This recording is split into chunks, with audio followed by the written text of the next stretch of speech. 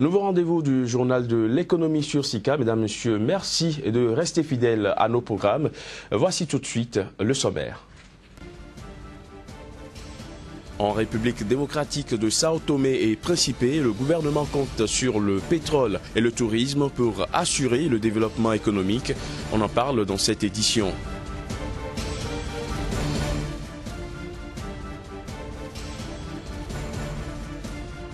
La valeur de l'action Ecobank Transnational Incorporate du groupe Ecobank a atteint vendredi dernier son plus bas niveau depuis 2009 sur les marchés financiers de Lagos et d'Abidjan.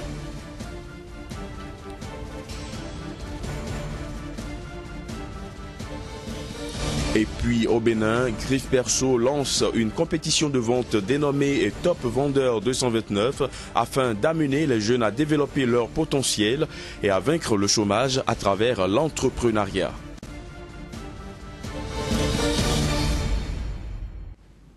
Voilà pour les titres, bienvenue à tous. En République démocratique de Sao Tomé et Principe, petit archipel africain situé dans le golfe de Guinée à 350 km des côtes du Gabon et de la Guinée équatoriale, les 2/3 des quelques 198 000 habitants vivent sous le seuil de la pauvreté. Et pour sortir la population de cette précarité, le gouvernement compte sur le pétrole et le tourisme, deux secteurs qui, selon lui, pourraient contribuer au développement du pays. Reportage.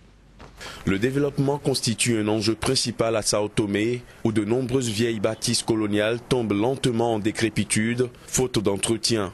Dans ce petit archipel de 198 000 habitants, 66% de la population vit sous le seuil de la pauvreté. À moins de 2 heures d'avion de villes africaines en plein essor telles que Luanda et Lagos, le pays ne manque pas d'atouts avec des productions de cacao et de café parmi les meilleures du monde. Son potentiel touristique et ses prospections pétrolières offshore en partenariat avec des entreprises étrangères sont également des facteurs sur lesquels compte le gouvernement de la République démocratique de Sao Tomé et Principe. Le pétrole est une réalité. Nous sommes en train de travailler. Il y a des travaux qui continuent au niveau de l'exploration. Mais il est vrai que mon gouvernement parle quasiment jamais du pétrole. Parce qu'il y a une quinzaine d'années, lorsque nous avons commencé cette aventure du pétrole, il y a eu beaucoup de spéculation. Dans à peu près 2 ans, nous aurons des résultats des tests, donc des perforations. Nous avons aussi la zone conjointe avec le Nigeria qui continue aussi en activité. Ça a été la première zone, je dirais, qui nous a permis vraiment de parler de pétrole à Sao Tomé et Principe. Le potentiel touristique, le potentiel de croissance est très important.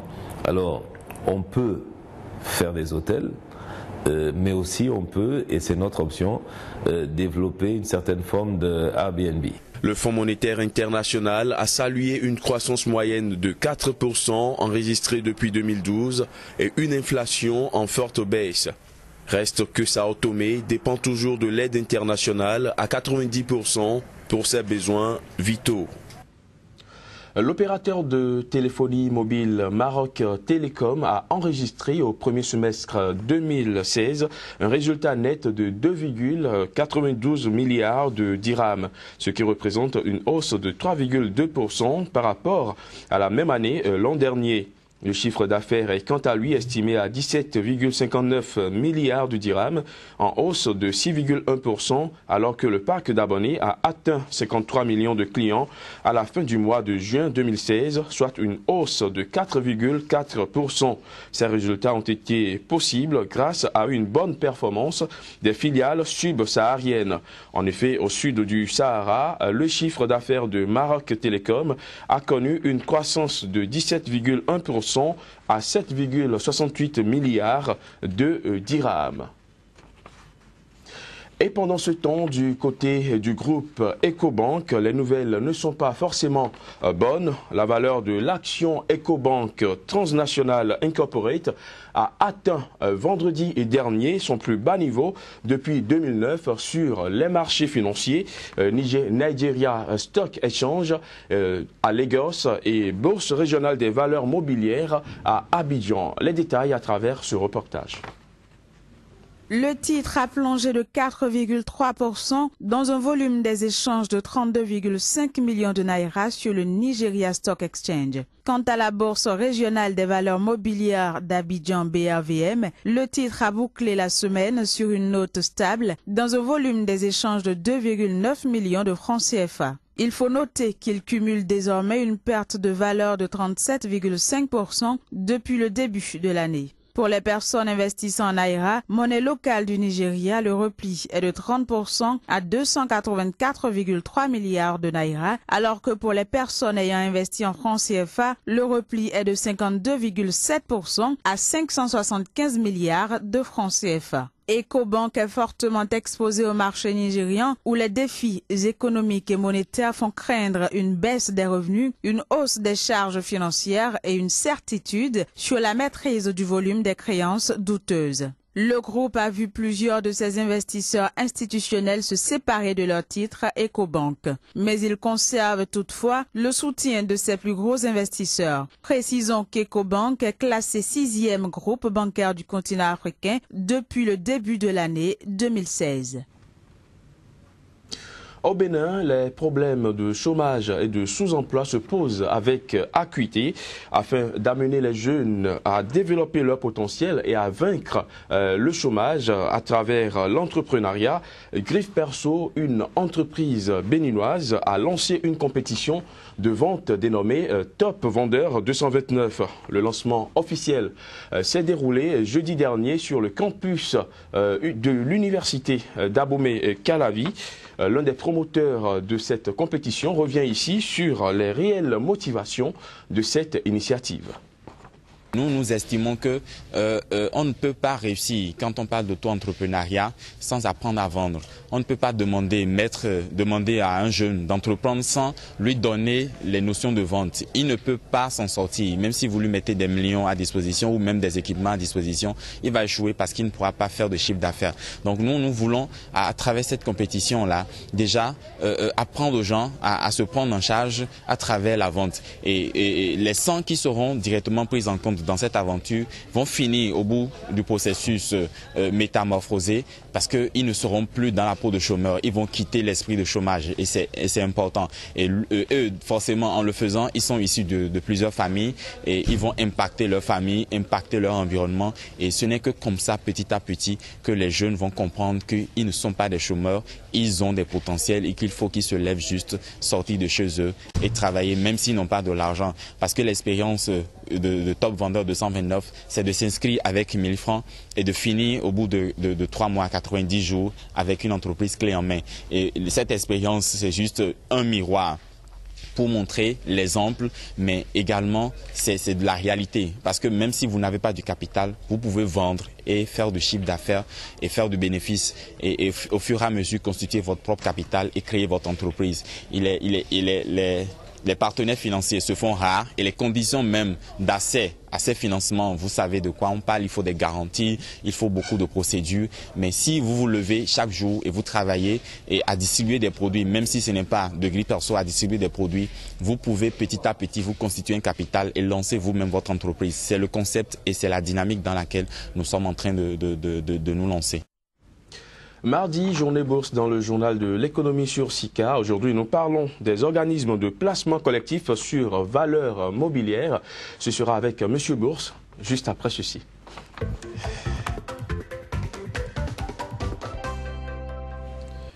Flavien Aïdino, consultant en bourse, conseiller en investissement. Toujours un plaisir de vous avoir sur ce plateau du journal de l'économie pour parler des tenants et aboutissants des informations boursières. Merci d'être une fois encore présent. Aujourd'hui, nous parlons des organismes de placement collectif sur valeurs mobilières. De quoi est-il véritablement question? Vous savez, Emmanuel, la bourse attire, la bourse intrigue à la fois. Mais la plupart du temps, les Africains ont du mal à s'approcher de cet instrument financier. Mais heureusement, il y a d'autres mécanismes qui permettent en fait d'investir à la bourse. Et c'est ça ce que nous appelons les OPCVM, organismes de placement collectif sur valeurs mobilières. Alors, on va dire que les OPCVM sont en fait des organismes, des intermédiaires financiers qui permettent à des personnes de pouvoir investir sur des marchés financiers ou dans des titres auxquels ils ne pouvaient pas avoir accès aussi facilement. Alors, dites-nous, comment est-ce que ça fonctionne, ces organismes? Le principe est simple. Un groupe d'investisseurs remet son argent, un argent qui a été mis ensemble à une société de gestion. Et cette société, à son tour, va l'investir maintenant en bourse, mais avant cet investissement, cette société a pris le soin d'identifier un certain nombre donc, de titres, donc les actions ou les obligations, entre autres. Et l'avantage ici, c'est que eh bien, cette société vous permet donc de savoir que votre argent est géré par des professionnels. Alors, dans la pratique, il faut dire que il existe deux familles d'OPCVM. Il y a ce qu'on appelle les SICAV, Sociétés d'investissement sur valeur à capital variable, pardon, et les fonds communs de placement. Les SICAV sont des sociétés anonymes, donc de ce fait émettent des actions, et les fonds communs de placement sont donc un regroupement, donc on va dire de fonds, mais émettant donc de parts. Alors, la différence est tout simplement juridique. Mais si différence il y a, il faut dire que c'est les mêmes avantages. Alors, les avantages, justement, parlons-en. Quels sont les avantages que procurent ces organismes de placement collectif de valeurs mobilières?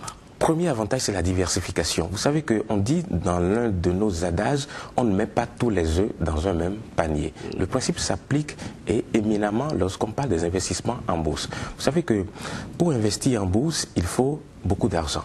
Encore plus lorsqu'il faut diversifier, puisqu'il faut choisir tel titre, tel autre titre, telle obligation, telle autre action. Et donc ça demande beaucoup d'argent. L'un des avantages des OPCVM, c'est que bien que n'ayant pas beaucoup d'argent, vous diversifiez votre investissement parce que ces organismes vont investir dans plusieurs titres. Et puisque vous êtes membre de cet organisme-là, de ce point de vue, vous êtes participant, donc vous avez la plupart donc, de ces titres-là.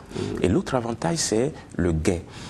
Lorsque vous investissez directement à la bourse en achetant des actions, des obligations, vous avez un ensemble donc, on va dire de rendement, alors que en étant dans un regroupement donc d'investisseurs, vous avez un rendement assez intéressant parce qu'il y a les gros investisseurs comme les institutionnels, les fonds de retraite, les banques, les assurances et de groupes particuliers qui ont beaucoup d'argent, qui mettent leur argent dans un fonds.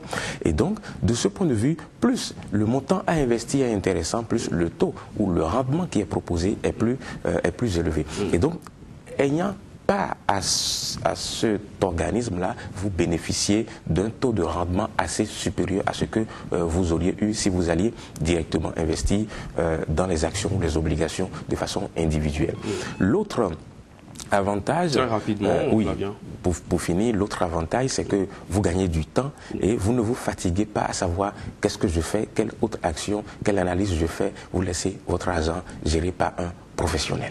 Alors, pour avoir accès à ces organismes de placement collectif sur valeurs mobilières, il faut se rapprocher d'un conseiller en investissement, un consultant en bourse, et c'est ce que vous êtes. Flavien Aïdinou, merci d'être passé une fois encore sur ce plateau du Journal de l'économie. Mesdames, Messieurs, ce sera tout pour aujourd'hui. Merci de nous avoir suivis.